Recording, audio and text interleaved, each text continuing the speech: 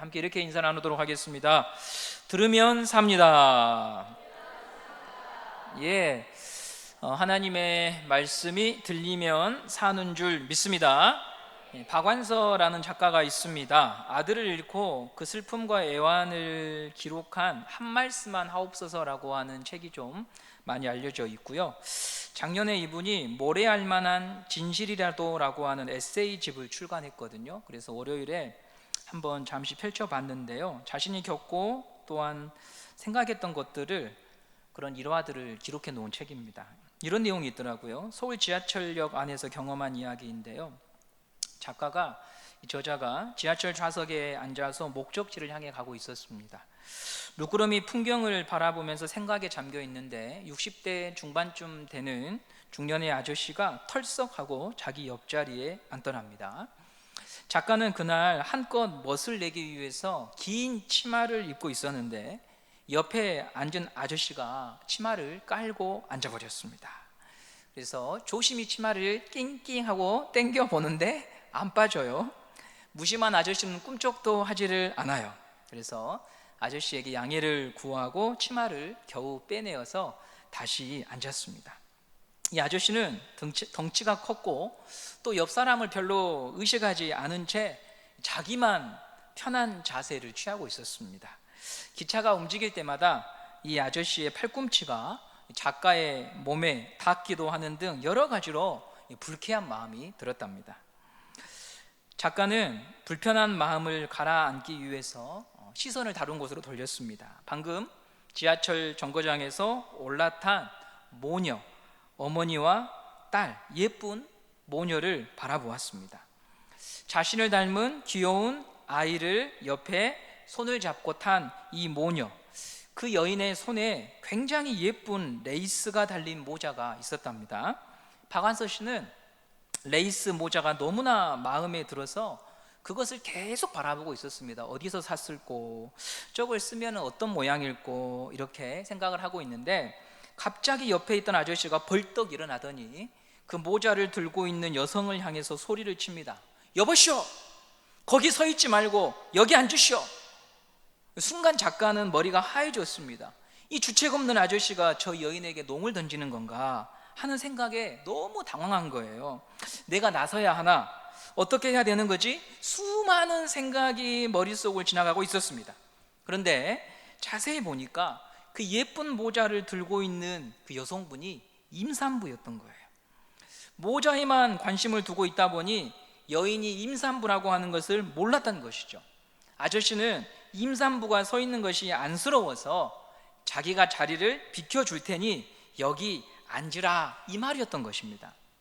아저씨의 배려로 3명이 자리에 앉게 된 거죠. 여인과 뱃속의 아기와 그리고 무릎에 앉은 어린애까지. 저자가 이 글을 통해서 말하고자 하는 것은 사람은 자기가 보고 싶은 것만 보는 존재구나. 나는 냉철해, 나는 합리적이야, 나는 공정해, 내가 봤어 라고 말을 해도 사람은 결국 뭐만 보냐면 자기가 보고 싶은 것만 보는 것입니다. 그게 여러분 다 우리의 처지이고 모습이죠. 내가 경험하고 내가 생각한 것이 거의 전부인 것입니다.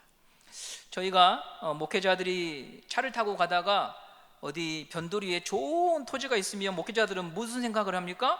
저기에 교회가 세워졌으면 좋겠다, 이런 생각하는 거예요. 그렇죠? 사업하시는 분들은 저기에 공장이 세워졌으면 좋겠다, 상가가 지어졌으면 좋겠다. 다 자기가 보고 싶은 대로 보고 말을 하는 것입니다. 오늘 서두에 이런 말씀을 드린 이유는 믿음에 대해서 설명하기 위해서입니다. 믿음에 대해서. 믿음이란 보는 것인데 내가 보고 싶은 것을 보는 게 아니라 하나님이 하시는 일을 보는 게 믿음이다. 따라서 할까요? 하나님이 하시는 일을 보는 것이 믿음이다. 5장 19절 말씀을 한번 보도록 하겠습니다. 요한복음 5장 19절입니다. 시작. 그러므로 예수께서 그들에게 이르시되 내가 진실로 진실로 너희에게 이르노니 아들이 아버지께서 하시는 일을 보지 않고는 아무것도 할 수 없나니 아버지께서 행하시는 그것을 아들도 그와 같이 행하느니라. 예수님은 하나님의 아들이지요. 하나님이십니다. 어떠한 구속과 제재를 받지 않으십니다. 그런데 방금 읽은 19절에 뭐라고 말씀하시냐면, 아들은 아버지께서 하시는 일을 보지 않고는 아무것도 안 한다. 아버지께서 하시는 일을 나는 본다. 그리고 나는 한다. 이것이 예수님께서 가지고 계신 순종이고 믿음입니다. 예수님의 이 말씀 속에서 우리는 믿음이 무엇인가? 믿음은 하나님이 하시는 일을 보는 것이 믿음이다. 우리는 다양한 일들이 매일 삶에서 펼쳐집니다. 사회에서, 가정에서, 직장에서, 그리고 교회 안에서 머리를 싸매고 씨름하는 일들이 언제나 있습니다. 하루도 쉬운 적이 없습니다. 그래서 그 어려움과 문제 때문에 하나님을 잊어버리죠. 바쁘고 분주하고 이 어려운 문제 때문에 그 현실에 나만 있다고 생각하게 됩니다. 그런데 오늘 말씀은 뭐라고 말하냐면, 하나님이 일하고 계신다는 거예요. 내가 보고 싶은 것만 보고 보이는 것만을 전부로 여기는 우리의 불완전한 믿음 때문에 하나님이 지금도 일하신다고 하는 것을 보지 못할 때가 너무나 많습니다. 그러나 하나님은 지금도 일하신다. 요한복음의 배경이 되는 이스라엘의 상황을 한번 생각해 보세요. 이스라엘이요, 나라를 잃었어요. 강력한 힘을 가진 로마가 이스라엘을 다스려요. 밖에 나가면 도시 곳곳에 로마 군인들이 걸어다닙니다. 아, 우리는 주권이 없는 나라구나. 이스라엘 백성들의 신음과 탄식이 흩어져 나옵니다. 헤롯의 아들, 그들이 로마 정부의 비호 아래 이스라엘을 분할해서 통치합니다. 그 사람들은 에서의 후손들이에요. 정통성이 없는 사람들이 이스라엘 백성들을 다스리고 있는 거예요. 대단히 자존심 상하는 일입니다. 그러나 받아들일 수밖에 없는 현실이에요. 종교 지도자들도 민중에게 희망을 주지 못해요. 이 지도자들은 로마 정부의 비위를 거슬리지 않으려고 적당한 선에서 타협하며 부와 권력을 독점했어요. 그러니까 상식이 있는 이스라엘 사람들은요, 어디를 봐도 희망이 보이지 않았습니다. 그런데 이 시대를 뚫고 들어오신 분이 계셨잖아요. 어둠 속에 빛이 임했잖아요. 그분이 바로 예수님이에요. 절망이 노래가 되어버린 현실에 들어오신 예수님, 그분이 이스라엘과 지금 함께 하고 있는 거예요. 그러나 사람들은 알아보지 못했지요. 빛이 왔지만 빛인 줄 몰랐습니다. 왜냐? 보고 싶은 것만 보려고 하니까. 요한복음 1장 5절에서 이렇게 기록합니다. 시작. 빛이 어둠에 비치되 어둠이 깨닫지 못하더니. 빛이 어둠에 임했습니다. 그 빛은 예수님입니다. 그 어두움 속에 예수님이 오셨습니다. 다만 우리가 보려고 하지를 않았다는 것입니다. 그래서 저는 내가 보는 것만을 전부로 여긴 채 여긴 희망이 없어, 다 끝났어 라고 말하지 말자는 거죠. 절망이 사방을 감싸고 있을지라도 우리가 이 말씀을 믿는다면 기도를 바꿔야 돼요. 주님, 내 눈을 여셔서 하나님의 일하심을 보게 하여 주시옵소서. 지금 내 눈에 비친 현실은 캄캄하지요. 길이 없어요. 다 끝난 것처럼 보여요. 그런데 하나님은 그 어둠 속에서도 일하신다고 제게 말씀하셨으니 제 눈을 열어주셔서 하나님의 일하심을 보게 하여 주시옵소서. 이게 우리의 기도해야 된다는 것입니다. 저는 수요일에 성도님들이 쉬고 싶은 유혹을 떨치고 여기 이렇게 모여 계시는 게 신기해요. 주일 성수하라고 했지 수요 성수하라고 하지 않았는데 오셔요. 오늘 장마로 인해 습하고 덥습니다. 나오지 않을 이유를 세보자면 10가지도 넘습니다. 그런데 에스더가 모이고 방송실이 돌아가고 성도들이 모이는 게 신기합니다. 코로나의 터널을 통과하고 다시 예배하기 위하여 성도님들이 주일에 모여드는 것이 신기합니다. 주저앉아 있는 분들이 일어나고 기도를 멈춘 분들이 다시 기도를 시작하고, 그런 것이 놀랍습니다. 주방팀이 쉬지 않고 밥을 만들어내는 것도 신기해요. 밥도 코로나 이전보다 더 맛있어졌어요. 주방팀 봉사하는 분들이 기왕이면 맛있게 하려고 무진 애를 쓰시더라고요. 이번 주에는 교회 식당에서는 절대 볼 수도 없는 순대가 나왔더라니까요. 순대가 나왔어. 순대. 세상에 그 비싼 순대를 그냥 가지고 다니시면서 더 드세요. 막 나눠주셔요. 네. 그리고 우리 김계하 집사님 혹시 아십니까? 김계하 집사님이 드보라에 가입하셔가지고 연습을 하시고, 또 우리 김광준 집사님이 허리 수술을 못할 거라고 하는 의사의 진단이 있었는데 수술을 잘 받아가지고 2주만 있으면 퇴원하시고, 여러분 이 모든 것이 다 하나님이 일하시고 계시는 증거라고 하는 것입니다. 혹시 여러분들 가운데 하나님의 일하심이 눈에 들어오지 않고 사람의 말만 무성해서 힘겹게 버티면서 신앙생활을 이어가고 계신다면 오늘 하나님께 기도하세요. 주님, 제 눈을 열어 주의 일하심을 보게 하여 주시옵소서. 그게 보여야 돼요. 그게 보여야 돼요. 요즘 새가족들이 계속 들어오고 계세요. 처음 교회에 등록을 하면 이분들 눈에는 사람이 먼저 보여요. 교회에서 느껴지는 그 분위기, 성도들의 표정, 오고 가는 대화 속에서 들리는 그 말투와 대화 내용, 예배 시간마다 울리는 전화벨 소리, 이처럼 새가족들이 볼 수 있는 건 지금 들리고 지금 보는 거예요. 그런데 성령님께서 마음을 밝히시며 하나님의 말씀이 들리고 하나님의 살아계심을 믿고 보게 되는 것입니다. 이런 일들이 순에서 일어나고 전도회에서 일어나고 교회의 모임에서 일어날 때 교회는 살아나는 줄 믿습니다. 하나님의 일을 보기 원합니다. 이 간구는요, 사실 우리가 하나님께 요청하기 전에 하나님이 우리를 향해서 갖고 계신 마음이에요. 우리 5장 20절 말씀을 함께 보도록 하겠습니다. 5장 20절입니다. 시작. 아버지께서 아들을 사랑하사 자기가 행하시는 것을 다 아들에게 보이시고 또 그보다 더 큰 일을 보이사 너희로 놀랍게 여기게 하시리라. 예, 하나님의 마음이 보여지지요. 하나님이 아들을 사랑하시니까 보여주고 싶다는 거예요. 내가 이런 분이다, 내가 이런 하나님이다, 내가 널 사랑해서 나는 너에게 계속 보여주고 싶다. 이게 하나님의 마음이기 때문에 우리는 하나님 앞에 요청할 수 있는 거예요. 하나님, 보여주세요. 하나님이 살아계심을 우리 교회 가운데, 가정 가운데, 내 인생 가운데 보여주세요. 이렇게 요청할 수 있는 거예요. 시편에도 하나님을 사랑한 시인이 이렇게 기록합니다. 시편 119편 18절입니다. 시작. 내 눈을 열어서 주의 기이한 것을 보게 하소서. 아멘. 내 눈을 열어서 주의 율법에 기이한 것을 보게 하여 주시옵소서. 주님, 제 눈을 열어 주시옵소서. 그렇게 간청하고 있는 것입니다. 성경을 보시면 소경에 관한 이야기가 많이 나와요. 소경에 관한 이야기, 시각장애인에 관한 이야기. 그 이유는 시각장애인을 다른 장애인보다 더 불쌍히 여겨서 언급하시는 게 아니고 영적으로 우리에게 주시고자 하는 교훈 때문에 그런 거죠. 예수님이 사실 때, 사역하실 때 사람들이 다 배짱이 있는 거예요. 나 본다, 나 안다, 나 하나님 알아, 나 봐, 나 다 알아, 나 율법을 다 깨달았어, 이렇게 하는 거예요. 그래서 예수님께서는 본다고 하는 너희들은 사실 맹인이다. 오히려 내 앞에 와서 주님, 제 눈을 뜨게 하여 주십시오, 제가 주님 보기 원합니다, 이렇게 자기가 못 본다고 말하는 사람들이 정말 볼 수 있는 사람이라고 예수님은 가르쳐 주고 싶어서 이 맹인들에 대한, 시각장애인에 대한 교훈들을 많이 기록해 놓으셨죠. 요한복음 9장 41절 말씀을 보도록 하겠습니다. 시작. 예수께서 이르시되 너희가 맹인이 되었더라면 죄가 없으려니와 본다고 하니 너희 죄가 그대로 있느니라. 예.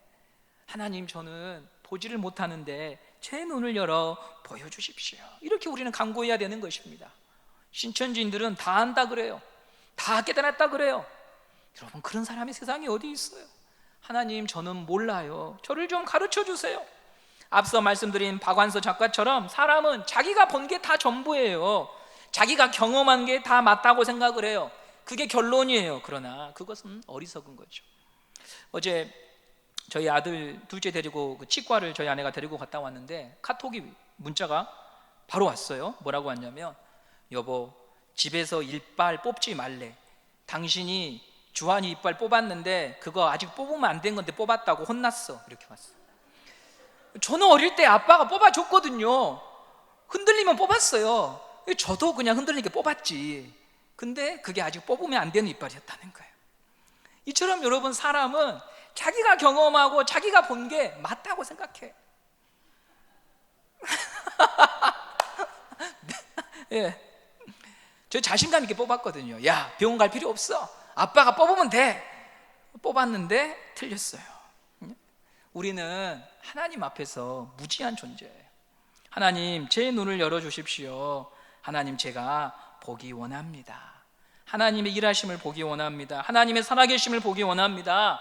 이 교회 안에서 제 인생 안에서 제 눈을 열어 주시옵소서. 이게 우리의 기도가 되기를 간절히 원합니다. 두 번째 질문으로 넘어가 보면은요, 하나님의 일하심을 보여달라고 했는데, 눈을 열어달라고 했는데, 그럼 하나님은 어떤 일을 하시는가? 하나님은 어떤 일을 하시는가? 요한복음 5장 21절 말씀을 함께 보겠습니다. 5장 21절입니다. 시작.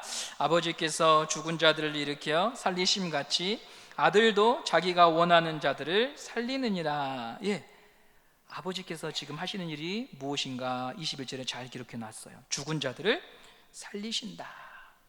그럼 도대체 살리는 것은 무슨 말일까요? 중환병에 걸리신 분들을 고쳐주는 것도 살려주는 거죠. 경제적인 어려움에 처한 사람에게 금전적인 문제를 해결해 주는 것도 살려주는 거죠. 직장을 구하지 못한 청년들에게 직장을 갖도록 도와주는 것도 살리는 일입니다. 물에 빠진 사람을 건져주는 것도 살리는 일입니다. 그런데 성경에서 살린다고 하는 말은 그런 것들을 포함하지만 그게 본질은 아니에요. 성경이 말하는 살린다라고 하는 말은 하나님과의 관계 속에서 일어나는 일입니다. 예수님은 그것을 이렇게 말씀하십니다. 5장 25절입니다. 5장 25절 말씀을 함께 보도록 하겠습니다. 시작. 진실로 진실로 너희에게 이르노니 죽은 자들이 하나님의 아들의 음성을 들을 때가 오나니 곧 이때라. 듣는 자는 살아나리라. 듣는 자가 살아난다. 말씀을 듣는 자가 살아난다. 말씀이 들리는 자가 살아난다. 말씀이 들려서 예수의 생명이 들어가고 하나님과의 관계가 회복되고 하나님 안에 거하게 되는 인생이 살아나는 거다. 예수를 믿기 전에는 말씀은요, 사실 나와 아무 상관없는 뜬구름 잡는 이야기예요. 이게 무슨 말인고, 세상에 그런 게 어디 있어, 그냥 좋은 말이겠지, 이게 사람들의 반응이지요. 근데 이것을 성경은 죽었다 이렇게 말하는 거예요. 왜? 하나님과 관계가 끊어져 있기 때문에. 예수 밖에 있을 때 모든 사람의 처지가 그렇지요. 그리고 여러분, 안타깝게도 예수 밖에 있는 분들만 이런 위험에 있는 게 아니라 성도들도 말씀이 마음에 들어오지 않으면 메마르고 거칠고, 한 달만 말씀과 무관한 삶을 살면 거의 무신론자처럼 생각하고 사고합니다. 이번 주에도 한 분을 신방하면서 그런 말씀을 드렸어요. 예배당에 오신 것으로 만족하지 마시고 예배를 통해서 하나님 말씀을 들으셔야 됩니다. 귀한 시간 내어서 오셨는데 이분 저분 인사만 하고 돌아가면 낭패입니다. 예수님의 말씀을 들어야 합니다. 이사야 말씀에 보면 이런 표현이 있어요. 1장 12절 말씀입니다. 이사야 1장 12절입니다. 시작. 너희가 내 앞에 보이러 오니 이것을 누가 너희에게 요구하였느냐? 내 마당만 밟을 뿐이니라. 이스라엘 백성들이 무수한 재물을 가지고 와가지고 여러 번 제사를 올려드리지만 단 하나의 단어도 문장도 그들의 마음에 떨어진 것이 없는 거예요. 그래서 하나님께서 너희들은 마당만 밟고 가는구나 말씀하시죠. 가끔 이름난 사찰을 방문할 때가 있습니다. 경치가 좋고 새소리도 들리고 산도 아름답고 물도 흐르고 역사의 흔적이 간직된 건축물이 거의 사찰이 많기 때문에 둘러보고 빠져나옵니다. 그런데 그런 저의 행위가 불공을 들였다거나 법회에 참석한 게 아니죠. 말 그대로 마당만 밟고 온 거예요. 우리의 예배도 그런 식이 된다면 성도답게 살 수가 없는 거죠. 안타깝게도 현대교회는 참 분주합니다. 다양한 섬김에 쫓기는 분들이 많지요. 때로는 하나님의 말씀보다는 관심사가 다른 곳에 있어서 말씀의 자리에서 벗어나는 길을 계속 의도적으로 택하는 분들도 계십니다. 근데 여러분, 이것은요, 신앙을 죽음으로 내모는 길이에요. 스스로 죽음을 택하는 길이에요. 왜냐하면 예수님이 말씀하셨잖아요. 듣는 자가 살아난다. 이 말을 뒤집으면 뭐예요? 듣지 않으면 죽는다는 거예요. 그러니 여러분, 예배에 대하여 강조하고 예배에 참석해서 말씀을 들으라고 하는 것은 성도를 살리기 위한 거죠. 성도일지라도 말씀이 들리지 않으면 옛 본성으로 밖에 살 수 없지 않겠어요? 왜요? 끌어올 수 있는 하늘의 힘이 없잖아요. 마치 머리카락이 잘린 삼손처럼. 하나님의 공급하시는 힘이 끊겨버리면 이의 본성밖에 택할 것이 없는 것이죠. 무서운 것은 나의 이런 상태를 사람들은 잘 모릅니다. 왜요? 여전히 목사로, 장로로, 권사로, 집사로 내가 교회 안에서 뭔가를 하기 때문에 나의 영혼의 심각한 이 상태를 보지 못한 채 우리 모두가 다 그냥 하루하루 보내게 되는 거예요. 그러나 하나님은 자비하셔서 자기 백성을 그렇게 내버려 두고 싶지 않으시기에 오늘 이 본문 앞에 저와 여러분들을 서게 하시는 것입니다. 너는 듣고 있느냐? 너는 들리느냐? 너는 보이느냐? 귀에 좋은 소리를 듣는 것이 아니라 너의 마음에 폐부를 찌르는 너의 처지와 상태를 비춰주는 말씀을 듣고 있느냐고 하나님이 물으시는 것입니다. 그러니 성도 여러분, 들을 수 있는 사람들 되시기를 간절히 바랍니다. 어떤 일보다도 여러분 들을 수 있는 분이 되시기를 바랍니다. 여러분이 듣기 싫어한다고 하는 그 자체가 사실은 하나님으로부터 관계가 멀어져 있다고 하는 증거예요. 하나님이 나를 진단하시고 하나님이 나에 대하여서 내 상황들을 하나하나 해석하시는 것이 싫으니까 듣고 싶지 않은 거예요. 그러나 정말 살려면 내 안에 하나님을 향한 믿음과 신뢰가 있으면 우리는 들으려고 하는 것이죠. 들으면 살기 때문에 사단은 듣지 못하게 합니다. 자식이 아버지의 말을 듣지 않으면 부모와 상관이 없는 삶을 삽니다. 그러나 부모가 세상을 떠났어도 아버지가 남겨주신 유운이 자신의 가슴에 살아있으면 부모와 연결이 되어서 살아가고 있는 것이지요.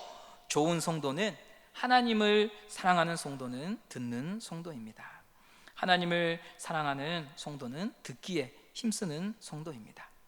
우리 교회가 살아나려면 성도 여러분들의 믿음이 여기서 한 단계 더 성숙하려면 다른 무엇보다 말씀이 들려야 되는 것입니다.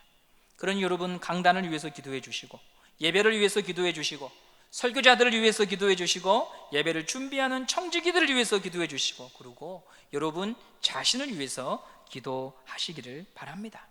주님, 제가 듣기 원합니다. 내가 보기 원합니다. 그래야 제가 살 수 있습니다. 이것이 예배를 드릴 때마다 붙잡고 간구해야 되는 소원인 줄 믿습니다. 마지막으로 5장 25절 말씀을 다시 한번 보도록 하겠습니다. 5장 25절입니다. 시작. 진실로 진실로 너희에게 이르노니 죽은 자들이 하나님의 아들의 음성을 들을 때가 오나니 곧 이때라. 듣는 자는 살아나리라. 듣는 자는 어떻게 된다고요? 살아납니다. 근데 언제 들어야 되는가? 곧 이때에, 바로 이때에, 지금 들어야 합니다. 바쁜 일이 해결되고 나면이 아닙니다. 형편이 나아지면이 아닙니다. 지금 들어야 합니다. 지금 듣고 생명을 얻어야 합니다. 생명을 주시는 유일한 분 예수를 믿고 그분의 말씀을 들을 때 하나님의 자녀가 지금 되는 것이고 하나님께 속한 자가 됩니다. 그러니 여러분 지금 들으십시오. 지금 보십시오. 지금 듣고 보시는 분이 구원을 받은 분입니다. 내일은 내 것이 아닙니다. 이때에 우리는 듣고 하나님을 찬양하고 하나님을 인정하고 하나님을 높이는 성도님들 되시기를 간절히 소망합니다. 곳곳에 숨겨져 있는 하나님이 하시는 일들을 우리가 보고 즐거워하고 그분을 높이고 자랑하는 오늘 하루가 되기를 간절히 바랍니다.